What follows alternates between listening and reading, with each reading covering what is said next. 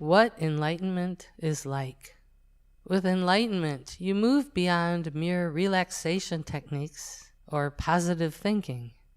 Enlightenment is a complete shift of perception in which you flow with absolute inner freedom in an awareness that reaches deeply into the unseen realms. With the blessing of enlightenment, you have no more fear, no more greed, and no more aggression.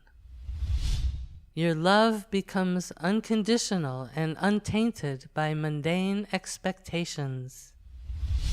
You're able to let things happen naturally rather than trying to force them to happen. Every action you perform springs forth from the flow of universal energy through and as you. To experience enlightenment, you have to be willing and able to let go of who you thought you were, so that you can paradoxically become that which you have always really been. Giving up all you think you are is a big sacrifice to make. But remember that if you don't do it now, Father Time will come and do it for you one day. Therefore, the Sufi saints give the command to die before you die. Die to your small self before the small self dies. Loosen your identification with the leaf and remember that you are the great tree. Then, when that particular leaf turns brown and falls to the ground, dissolving particle by particle into the elements of the earth, you will still be here in all your grand and divine glory. Papa Ram Dass said, "People ask, what do you get by realizing God? You get eternal peace and bliss. You are in a state of bliss in all conditions and circumstances because it comes from the source of your being. The fountain of joy will open in you and you will be flooded with it. In that state of happiness, you work in the world, and that will be for the good of all. You know how big the whole physical universe is, with endless blankets of stars, galaxies, and unfathomable distances and warps of time and space? Surely you've seen the Hubble telescope images, and on clear nights have looked up to see planets and stars sparkling across the dark sky. Well, enlightenment is like going through all the day-to-day events of your life, working at the office, taking a walk, and buying groceries, while remaining constantly and completely aware that you are a speck within this huge blanket of massive universe. Imagine walking through your day being equally as aware of the universe filled with stars as you are when you look into the nighttime sky. Except with spiritual enlightenment, you're not only aware of the immensity of the physical universe, but of its spiritual breadth as well. With an enlightened perspective, you know that you are a speck of nothingness in the grand scheme of things, and you also know that you are greater than you've ever imagined. What enlightenment isn't. Along with finger points toward what enlightenment is, here I share a few thumbs down about what it isn't. Enlightenment is not about stuffing more and more information into your head. Enlightenment is not about feeling superior and going around pronouncing judgments about who is or isn't enlightened. Enlightenment is not about changing external appearances or looking more spiritual, but is a shift of awareness that may or may not be visible to others. Enlightenment doesn't mean that a person will only act in nice or pre-approved ways. Even an enlightened person may appear to act like a jerk sometimes. Enlightenment isn't something that you pay a certain amount of money to acquire during a course that ends with you walking away with a certificate of enlightenment. Enlightenment is not that cheap, even though it's technically free. Rabbi Simcha Bunam said, "Keep two truths in your pocket, and take them out according to the need of the moment. Let one be, for my sake the world was created, and the other, I am dust and ashes. Here are some more descriptions that point toward what enlightenment is like. Being enlightened is like being an actor in a play and knowing that all the scenes are just dramas for entertainment. Even if you get angry or pleased with someone, you remember that you're really the actor who is free from anger and is just playing his role.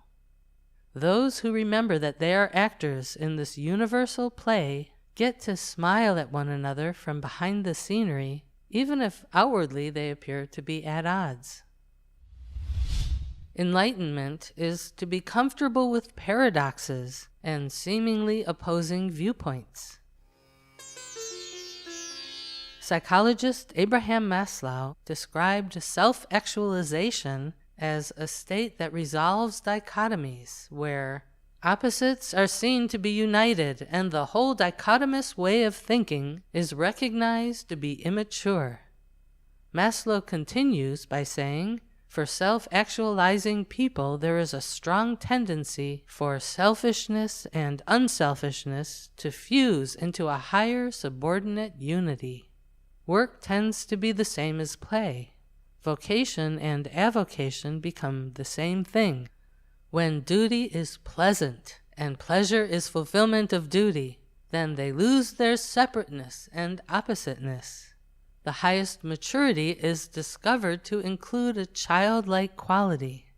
The inner-outer split between self and all else gets fuzzy and much less sharp, and they are seen to be permeable to each other at the highest level of personality development. With enlightenment, you see both the perfection and imperfection of the universe at the same time. You realize that everything is perfectly complete, even when there is still much to be done. You feel the perfection of everything, even while you enthusiastically act to make improvements. Being enlightened is like someone in a dream who starts saying to other people, I really do believe that this is all a dream. Even if you don't go around saying it to other people, you know in your heart that everything that takes place in life is like a dream in the mind of universal consciousness. With enlightenment, you're not afraid of all the turmoil going on in the world, nor are you too obsessed with it.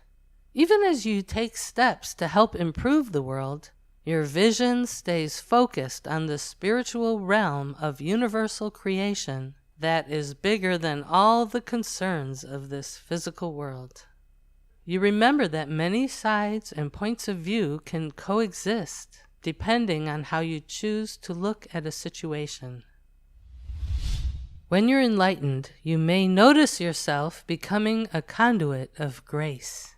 Synchronicities may occur more often around you, and the spiritual presence of your company may inspire people around you to go through various transformations that bring them to a better place of awareness.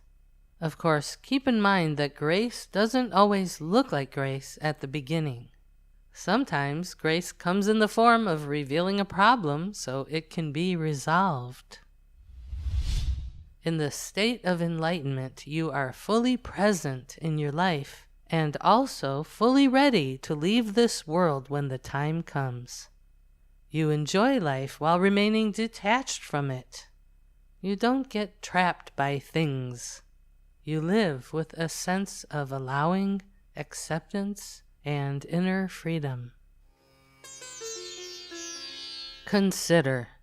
Two conditions come together on a successful quest for enlightenment. You have to want it, and you mustn't want it too much. Living the goal. Enlightenment is like the feeling you have when you're standing in the middle of an awe-inspiring scene of magnificent nature, when you're at the precipice of the Grand Canyon, or at the foot of Niagara Falls, or walking through the amazing beauty of Machu Picchu. But when you're enlightened, you have this feeling even when you're sitting in your home, walking down the street, shopping for groceries, or doing your job. Even if the external situations you're in are not exactly beautiful or awe-inspiring, you still have a sense of the inherent awe and beauty that comes from seeing the world through enlightened eyes.